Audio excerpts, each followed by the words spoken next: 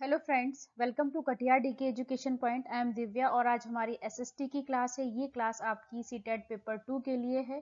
तो चलिए अपनी क्लास को शुरू करते हैं। आज हम चैप्टर नंबर 10 पढ़ने वाले हैं। इसमें क्लास 6 की हिस्ट्री की बुक हम कर रहे थे, जिसमें चैप्टर नंबर 10 है आज हमारा, इमारतें, चित्र तथा किताबें। ये लास्ट चैप्टर है आपका, इमारतें, चित्र तथा किताबें। तो चलिए शुरू करते हैं अपनी क्लास को। इमारतें, चित्र तथा किताबें, है ना, ये आपके चैप्टर का नाम है। तो इसमें क्या है बेटा, मरुत्सामी और लौह स्तंभ। तो ये जो मरुत्सामी है, ये एक बच्चा है, ये आज बहुत खुश था। पहिएदार कुर्सी में बिठाकर उसका भाई उसे कुतुब मीनार दिखाता हुआ प्रसिद्ध लौह स्तंभ के सामने ले आया, है ना। धूल भरे पथरीले रास्तों से रैंप के सहारे यहाँ तक आना काफी मुश्किल था। अपने इस अनुभव को मरुत्सामी कभी नहीं भूल पाएगा। तो ये जो बच्चा है ना, यहाँ ये अपनी खुशी का बता रहा है कि मैं कितना खुश था, है ना, कुतुब मीनार देखा, लौह स्तंभ देखा। तो वो कह रहा है कि अपना ये जो एक्सपीरियंस है मैं उसे कभी नहीं भूल पाऊंगा। आगे बढ़, धातु विज्ञान के बारे में हम पढ़ेंगे। प्राचीन भारतीय धातु वैज्ञानिकों ने विश्व धातु विज्ञान के क्षेत्र में महत्वपूर्ण योगदान दिया है। पुरातात्विक खुदाई ने यह दर्शाया है कि जो हड़प्पा वासी थे वो कुशल शिल्पी थे, है ना, और उन्हें तांबे के धातु कर्म की जानकारी थी। उन्होंने तांबे और टिन को मिलाकर कांसा भी बनाया था। तो ये इंपॉर्टेंट पॉइंट है कि जो कांसा है वो तांबे और टिन को मिलाकर के बनाया जाता है। जहां हड़प्पावासी कांस्य युग से जुड़े हुए थे, वहीं उनके जो उत्तराधिकारी थे वो लौह युग से संबद्ध थे। तो जो हड़प्पावासी थे वो कांस्य युग से जुड़े हुए थे और उनके जो उत्तराधिकारी थे वो लौह युग से संबद्ध थे। भारत जो है वो अत्यंत विकसित किस्म के लोहे का निर्माण करता था। अब वो कौन कौन सी किस्म है जिनका निर्माण करता था? खोटा लोहा, पिटवा लोहा और ढलवा लोहा, ये क्या है, लोहे की किस्म है। आगे बढ़ेंगे हम इसमें, लौह स्तंभ। अब ये देख रहे हैं आप इमेज, ये क्या है, लौह स्तंभ, है ना। तो मेहरौली में कुतुब मीनार के परिसर में खड़ा यह लौह स्तंभ भारतीय शिल्पकारों की कुशलता का एक अद्भुत उदाहरण है और इसकी ऊंचाई 7.2 मीटर है और इसका जो वजन है वो 3 टन से भी ज्यादा है और इसका निर्माण लगभग 1500 साल पहले हुआ था और इसके बनने के समय की जानकारी हमें इस पर खुदे अभिलेख से मिलती है और इसमें चंद्र नाम के शासक का जिक्र है जो संभवतः गुप्त वंश के थे। आश्चर्य की बात यह है कि इतनी शताब्दियों के बाद भी इसमें जंग नहीं लगा। ये जो लौह स्तंभ है इसमें जंग नहीं लगा है। आगे बढ़, ईंटों और पत्थरों की इमारतें। तो अब इसमें क्या दे रखा है, हमारे शिल्पीकारों की कुशलता के नमूने स्तूपों जैसी कुछ इमारतों में देखने को मिलते हैं। अब स्तूप का शाब्दिक अर्थ होता है टीला। जो स्तूप है उसका शाब्दिक अर्थ है टीला। हालांकि स्तूप विभिन्न आकार के थे, कभी गोल या लंबे तो कभी बड़े या छोटे। जो स्तूप है उनका आकार अलग अलग होता था, कभी गोल या लंबा तो कभी बड़ा या छोटा, पर उन सब में एक समानता थी। प्राय सभी स्तूपों के भीतर एक छोटा सा डिब्बा रखा रहता था। अब देखो समानता क्या थी, आकार अलग हो सकता था लेकिन समानता क्या थी कि सबके भीतर एक छोटा सा डिब्बा रखा रहता था और इन डिब्बों में बुद्ध या उनके अनुयायियों के शरीर के अवशेष जैसे कि दांत, हड्डी या राख या उनके द्वारा प्रयुक्त कोई चीज या कोई कीमती पत्थर अथवा सिक्के रखे रहते हैं, है ना। इसे धातु मंजूषा कहते हैं। प्रारंभिक स्तूप धातु मंजूषा के ऊपर रखा मिट्टी का टीला होता था, है ना। बाद में टीले को ईंटों से ढक दिया गया और बाद के काल में उस गुंबदनुमा ढांचे को तराशे हुए पत्थरों से ढक दिया गया, है ना। आगे बढ़ेंगे हम। प्राय स्तूपों के चारों ओर परिक्रमा करने के लिए एक वृत्ताकार पथ बना होता था। जो स्तूप है उसके चारों ओर परिक्रमा करने के लिए एक वृत्ताकार पथ बना होता था जिसे प्रदक्षिणा पथ कहते हैं। अब ये ध्यान रखना बेटा कि जो स्तूप है उसके चारों ओर परिक्रमा करने के लिए जो वृत्ताकार पथ बना होता था, है जिसे प्रदक्षिणा पथ कहते थे। और इस रास्ते को रेलिंग से घेर दिया जाता था जिसे वेदिका कहते थे, है ना। रेलिंग से घेर दिया जाता था जिसे वेदिका कहते थे। वेदिका में प्रवेश द्वार बने होते थे। रेलिंग तथा तोरण प्रांगण मूर्ति कला की सुंदर कलाकृतियों से सजे होते थे, है ना। अब आगे क्या है, कई बार पहाड़ियों को काट कर बनावटी गुफाएं बनाई जाती थी। इस तरह की कई गुफाओं को मूर्तियों तथा चित्रों द्वारा सजाया जाता था। आगे बढ़ेंगे हम। इस काल में कुछ आरंभिक हिंदू मंदिरों का भी निर्माण किया गया। इन मंदिरों में विष्णु, शिव तथा दुर्गा जैसी देवी देवताओं की पूजा होती थी। जो इस काल में जो कुछ हिंदू मंदिरों का निर्माण किया गया, तो उसमें विष्णु, शिव और दुर्गा जैसे देवी देवताओं की पूजा होती थी। मंदिरों का सबसे महत्वपूर्ण भाग क्या होता था, गर्भगृह। जो मंदिर का सबसे महत्वपूर्ण भाग होता था, गर्भगृह होता था, जहां मुख्य देवी या देवता की मूर्ति को रखा जाता था। गर्भगृह में ही मुख्य देवी और देवता की मूर्ति को रखा जाता था और इसी स्थान पर पुरोहित धार्मिक अनुष्ठान करते थे और भक्त पूजा किया करते थे। अक्सर गर्भगृह को एक पवित्र स्थान के रूप में दिखाने के लिए भीतरगांव जैसे मंदिरों में उसके ऊपर काफी ऊंचाई तक निर्माण किया जाता था, जिसे शिखर कहते थे, है ना। जो गर्भगृह को एक पवित्र स्थान के रूप में दिखाने के लिए भीतरगांव जैसे मंदिरों में उसके ऊपर काफी ऊंचाई तक निर्माण किया जाता था, जिसे शिखर कहते थे। शिखर निर्माण के कठिन कार्य के लिए सावधानी से योजना बनानी पड़ती थी। अधिकतर मंदिरों में मंडप नाम की एक जगह होती थी। यह एक सभागार होता था जहां लोग इकट्ठा होते थे। तो मंदिरों में मंडप नाम की एक जगह होती थी, जो क्या एक सभागार होता था जहां पर लोग इकट्ठा होते थे। आगे बढ़ेंगे हम। अब यहाँ पे आप देख रहे हैं सांची का महान स्तूप, है ना, मध्य प्रदेश। इस तरह के स्तूपों का निर्माण कई 100 साल तक चलता रहा, है ना। जो इस तरह के स्तूप हैं उनका निर्माण कई 100 साल तक चलता रहा। इन स्तूपों में ईंटों का प्रयोग संभवतः अशोक के जमाने का है, जबकि रेलिंग और प्रवेश द्वार बाद के शासकों के काल में जोड़े गए हैं, है ना। आप ये देख रहे हैं इमेज में। और नीचे क्या है, अमरावती की एक शिल्प कृति। इस चित्र को देखकर इसका वर्णन, ये अमरावती की एक शिल्प कृति। आगे बढ़ेंगे हम। इसमें ये क्या है बेटा, ये उत्तर प्रदेश के भीतरगांव का एक आरंभिक मंदिर, है ना। यह लगभग 1500 साल पहले पकी ईंट और पत्थरों से बनाया गया था ये मंदिर। और आगे क्या है, ये महाबलीपुरम के एकाश्मिक मंदिर। इनमें से प्रत्येक मंदिर एक ही विशाल पहाड़ी को तराश कर बनाया गया है ना। तो इनमें से प्रत्येक जो मंदिर है वो एक ही विशाल पहाड़ी को तराश कर बनाया गया है, इसीलिए इसे एकाश्म कहा गया, है ना। इनको क्या कहा गया, एकाश्म कहा गया। ईंट से बनाए जाने वाले मंदिरों से यह बिल्कुल अलग होते हैं। ईंट से बनी इमारतों में नीचे से ईंटों की एक एक तह जोड़ते हुए उसे ऊपर की ओर ले जाते हैं, जबकि चट्टान तराश कर बनाए जाने वाले मंदिरों को पत्थर काटने वाले ऊपर से नीचे के क्रम में बनाते हैं। तो ये डिफरेंस देखो आप बेटा, कि जब ईंट से बनता है तो ईंट से बनी इमारतों में नीचे से ईंट को एक एक तह जोड़ते हुए ऊपर की ओर ले जाते हैं, लेकिन जब चट्टान तराश कर बनाया जाता है तो इस तरह के मंदिरों में मंदिर को पत्थर काटने वाले ऊपर से नीचे के क्रम में बनाते हैं। इन मंदिरों को बनाते समय पत्थर काटने वालों को किन समस्याओं का सामना करना पड़ता होगा, अब इसकी सूची बनाओ, ये आपसे कहा गया है ना। आगे बढ़ेंगे हम। इसमें ऐहोल का दुर्गा मंदिर, है ना, यह लगभग 1400 साल पहले बनाया गया होगा। ये जो मंदिर है ये लगभग 1400 साल पहले बनाया गया था। आगे बढ़ेंगे हम। उड़ीसा का जैन मठ, एक पहाड़ी को खोदकर इस 2 मंजिली इमारत को बनाया गया है।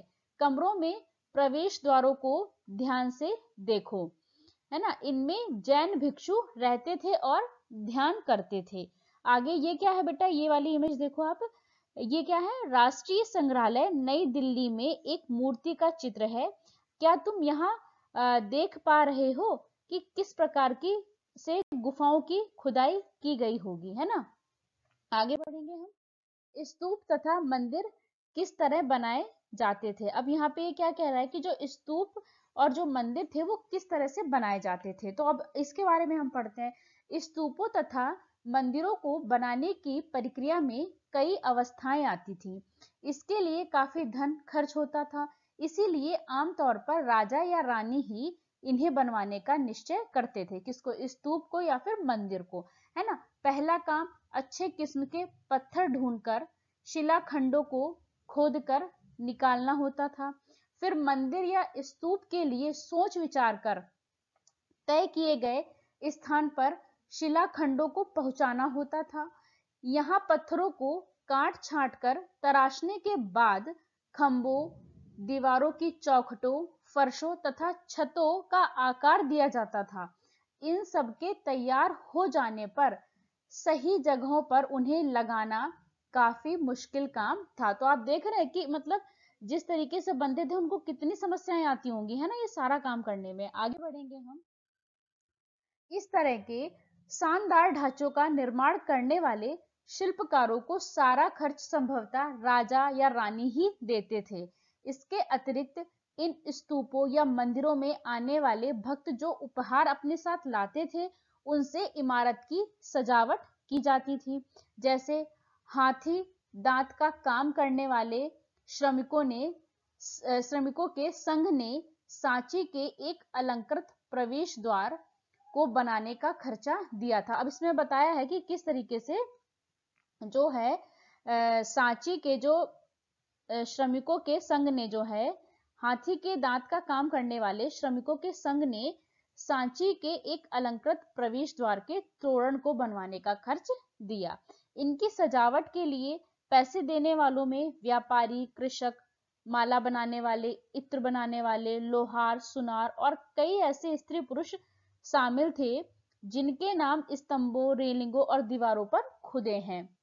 इसीलिए जब तुम इन स्थानों को देखने जाओगे तो याद रखना कि कितने सारे लोगों ने इन्हें बनाने और सजाने में अपना योगदान दिया है। आगे बढ़ेंगे हम, चित्रकला, है ना। मानचित्र 7 में अजंता को ढूंढो, है ना।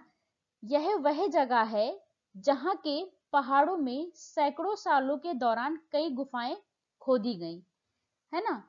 इनमें से ज्यादातर बौद्ध भिक्षुओं के लिए बनाए गए विहार थे। इनमें से कुछ को चित्रों के द्वारा सजाया गया था।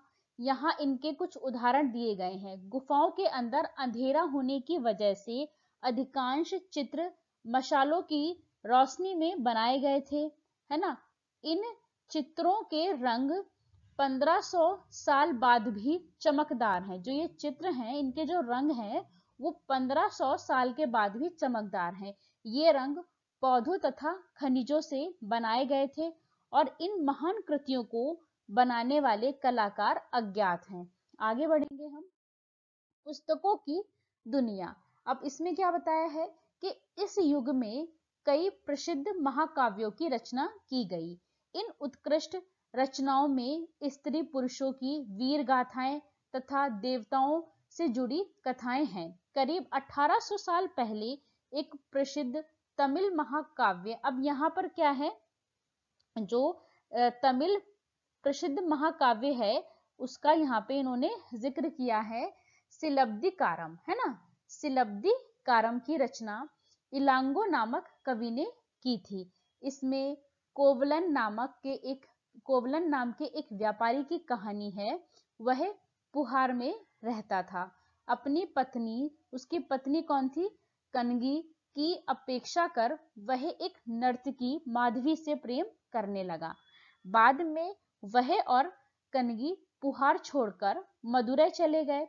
वहां पांड्य राजा के दरबारी जौहरी ने कोवलन पर चोरी का झूठा आरोप लगाया, जिस पर राजा ने उसे प्राणदंड दे दिया। कनगी, जो अभी भी उससे प्रेम करती थी, इस अन्याय के कारण दुख और रोष से भर गई। उसने मदुरै शहर का विनाश कर डाला। आगे बढ़ेंगे हम। अब इसमें क्या है, सिलब्धिकारम से लिया गया एक वर्णन है ना। यहाँ कवि ने कनगी के दुख का इस तरह से वर्णन किया है, ओ मेरा दुख तो देखो, तुम मुझे सांत्वना तक नहीं दे सकते, है ना। ओ मेरा दुख तो देखो, तुम मुझे सांत्वना तक नहीं दे सकते। क्या यह सही है कि विशुद्ध सोने से भी सुंदर तुम्हारा शरीर बिना धुला विशुद्ध सोने से भी सुंदर तुम्हारा शरीर बिना धुला धूल से सना यूं ही पड़ा है। यह कहाँ का न्याय है कि गोधूली की इस स्वर्णिम आभा में फूलमाला से ढके सुंदर वृक्ष स्थल वाले तुम जमीन पर गिरे पड़े हो। मैं अकेली असहाय और हताश होकर खड़ी हूँ। क्या ईश्वर नहीं है? क्या इस देश में ईश्वर नहीं है? पर क्या उस स्थान पर ईश्वर रह सकते हैं जहाँ के राजा की तलवार निर्दोष नवागंतुक के प्राण ले लेती है? अब ये सवाल पूछ रही है कि क्या उस जगह पर ईश्वर रह सकते हैं कि जहाँ के राजा की तलवार जो है वो निर्दोष नवागंतुक के प्राण ले लेती है। क्या ईश्वर नहीं है? नहीं है। आगे बढ़ेंगे। मेघदूत का एक श्लोक है ना। यहाँ उनकी सबसे प्रसिद्ध रचना मेघदूत से एक अंश लिया गया है। यहाँ एक विरही प्रेमी बरसात के बादल को अपना संदेशवाहक बनाने की कल्पना कर रहा है। देखो इसमें किस तरह कवि ने बादलों को उत्तर की ओर ले जाती ठंडी हवा का वर्णन किया है। तुम्हारे बौछारों से मुलायम हो उठी मिट्टी की भीनी खुशबू से भरे, है ना, हाथियों की सांस में बसी जंगली गूलर को पकाने वाली शीतल बयार तुम्हारे साथ धीरे धीरे बहेगी। क्या तुम्हें लगता है कि कालिदास को प्रकृति प्रेमी कहा जा सकता है? आगे बढ़ेंगे हम। एक और तमिल महाकाव्य मणि मेखलई को करीब 1400 साल पहले सतनार द्वारा लिखा गया। इसमें कोवलन तथा माधवी की बेटी की कहानी है। ये रचनाएं कई सदियों पहले ही खो गई थी। उनकी पांडुलिपियां दोबारा लगभग 100 साल पहले मिली, है ना। अन्य लेखक जैसे कालिदास, है ना, ये संस्कृत में लिखते थे। पुरानी कहानियों का संकलन तथा संरक्षण।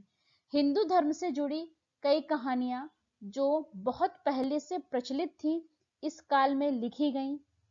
इनमें पुराण भी शामिल है। पुराण का शाब्दिक अर्थ है प्राचीन।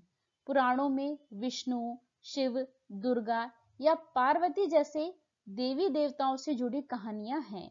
इनमें इन देवी देवताओं की पूजा की विधियां भी दी गई हैं कि कैसे हमें इनकी पूजा करनी है। इसके अतिरिक्त इनमें संसार की सृष्टि तथा राजाओं के बारे में भी कहानियां हैं।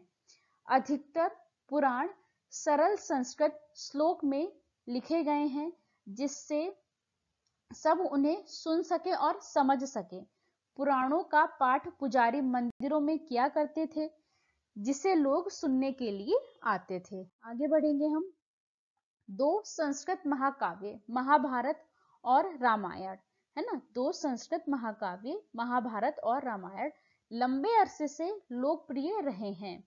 तुम में से भी कुछ बच्चे इन कहानियों से परिचित होंगे। महाभारत कौरवों और पांडवों के बीच युद्ध की कहानी है। इस युद्ध का उद्देश्य पुरुवंश की राजधानी हस्तिनापुर की गद्दी को प्राप्त करना था। और यह कहानी तो बहुत ही पुरानी है, पर आज इसे हम जिस रूप में जानते हैं वह करीब 1500 साल पहले लिखी गई। माना जाता है कि पुराणों और महाभारत दोनों को ही व्यास नाम के ऋषि ने संकलित किया था। महाभारत में भगवत गीता भी है ना। रामायण की कथा कौशल के राजकुमार राम के बारे में है। उनके पिता ने उन्हें वनवास दे दिया था, है ना। वन में उनकी पत्नी सीता का लंका के राजा रावण ने अपहरण कर लिया था और सीता को वापस पाने के लिए राम को युद्ध करना पड़ा। वे विजयी होकर कौशल की राजधानी अयोध्या लौटे। महाभारत की तरह ही रामायण भी एक प्राचीन कहानी है जिसे बाद में लिखित रूप दिया गया। संस्कृत रामायण के लेखक वाल्मीकि माने जाते हैं, है ना। आगे बढ़ेंगे हम। इस उपमहाद्वीप के विभिन्न भागों में महाभारत और रामायण के भिन्न भिन्न रूपांतर जो है वो लोकप्रिय है। इनके आधार पर नाटक, गीत और नृत्य परंपराएं भी उभरी। अब आप पता करो कि तुम्हारे राज्य में कौन से रूपांतर प्रचलित है, ये आपसे सवाल किया गया है। आम लोगों द्वारा कही जाने वाली कहानी। अब यहाँ पे क्या है कि आम लोग भी कहानियां कहते थे, कविताओं और गीतों की रचना करते थे, है ना, गाने गाते थे, नाचते थे, नाटकों को खेलते थे। इनमें से कुछ तो इस समय के आसपास जातक और पंचतंत्र की कहानियों के रूप में लिखकर सुरक्षित कर लिए गए हैं। तो इनमें से कुछ तो को मतलब जो कुछ है उसको कैसे जातक और पंचतंत्र की कहानियों के रूप में लिखकर सुरक्षित कर लिए गए हैं। जातक कथाएं तो अक्सर स्तूपों की रेलिंगों तथा अजंता के चित्रों में दर्शाई जाती थी, है ना। आगे बढ़ेंगे हम। अब इसमें क्या है, बंदर राजा की कहानी। अब ये क्या है, बंदर राजा की कहानी में क्या दे रखा है ना। एक समय, अब इसमें क्या दे रखा है कि एक समय बंदरों का एक महान राजा हुआ, है ना। वह हिमालय पर गंगा के किनारे अपने 80,000 अनुयायियों के साथ रहता था, है ना। 80,000 अनुयायियों के साथ रहता था। इन सारे बंदरों को एक खास आम के पेड़ के फल बहुत प्रिय थे। ये आम बड़े मीठे होते थे, है ना। इतने स्वादिष्ट आम धरातल पर नहीं उगते थे। एक दिन एक पका हुआ आम गंगा नदी में गिरकर बहते बहते वाराणसी पहुंच गया। उस वक्त नदी में वहां के राजा नहा रहे थे, है ना। उसे वह आम मिला। उसने जब चखा तो वह हैरान रह गया। उसने अपने राज्य के जंगलों की देखभाल करने वालों से पूछा कि क्या वे इस आम के पेड़ को ढूंढ सकते हैं या नहीं। वे राजा को हिमालय की पहाड़ी पर ले गए। वहां पहुंचकर राजा और उसके दरबारियों ने खूब आम खाए। रात में राजा ने देखा कि बंदर भी पके आमों का मजा ले रहे हैं। राजा को यह बात बुरी लगी और उसने उन्हें मार डालने का फैसला किया। बंदरों के राजा ने अपनी प्रजा को बचाने के लिए एक योजना बनाई, है ना। तो अब उसने आम के पेड़ की टहनियों को तोड़कर उन्हें आपस में बांधकर जो है नदी पर एक पुल बनाया। इसके एक छोर को वह तब तक पकड़े रहा जब तक उसकी जो है सारी प्रजा ने नदी को पार न कर लिया। पर इस प्रयास में वह इतना थक गया कि मरणासन होकर गिर गया। राजा ने जब यह सब देखा तो उसने बंदर राजा को बचाने की काफी कोशिश की, पर वह सफल नहीं हुआ। बंदर राजा की मृत्यु पर उसे शोक हुआ और राजा ने उसे पूरा सम्मान दिया। मध्य भारत में बरहुत के एक स्तूप में मिले एक पत्थर पर उकेरे गए चित्र में इसे दिखाया गया है। क्या तुम बता सकते हो कि इसमें कहानी का कौन सा हिस्सा दिखाया गया है और यह हिस्सा क्यों चुना गया होगा। यहाँ पे ये इमेज लगी है पर ये इतनी ज्यादा विजिबल नहीं हो रही है, इसमें ठीक से समझ में नहीं आ रहा होगा आपको, है ना। चलो आगे बढ़ते हैं हम इसमें। विज्ञान की पुस्तकें। विज्ञान की पुस्तकें। इसी समय गणितज्ञ और खगोल शास्त्री आर्यभट्ट ने संस्कृत में आर्यभट्टियम नामक पुस्तक लिखी, है ना। कौन सी पुस्तक लिखी, आर्यभट्टियम। इसमें उन्होंने लिखा कि दिन और रात पृथ्वी के अपनी धुरी पर चक्कर काटने की वजह से होते हैं, जबकि लगता है कि रोज सूरज निकलता है और डूबता है ना। मतलब ऐसा लगता है कि रोज सूरज निकलता है और डूबता है, लेकिन वास्तविकता क्या है कि दिन और रात जो है वो पृथ्वी के अपनी धुरी पर चक्कर काटने की वजह से होते हैं, जबकि हमें क्या लगता है कि रोज सूरज निकलता है और डूबता है, तो हमें ये लगता है इसी वजह से दिन और रात होते हैं। यहाँ पे ये बताना चाह रहे हैं। उन्होंने ग्रहण के बारे में भी एक वैज्ञानिक तर्क दिया। उन्होंने वृत्त की परिधि को मापने की भी विधि ढूंढ निकाली, है ना, जो लगभग उतनी ही सही है जितनी कि आज प्रयुक्त होने वाली विधि है।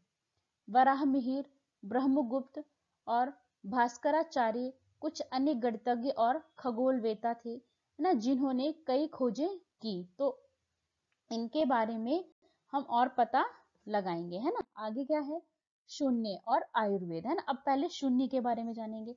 तो अंकों का प्रयोग पहले से होता रहा था, पर अब भारत ने, जो भारत है, भारत ने क्या शून्य का आविष्कार किया। जो भारत के गणितज्ञ थे उन्होंने शून्य के चिन्ह का आविष्कार किया। गिनती की यह पद्धति अरबों, जो गिनती की यह पद्धति है वो अरबों द्वारा अपनाई गई और तब यूरोप में भी फैल गई। आज भी यह पूरी दुनिया में प्रयोग की जाती है ना।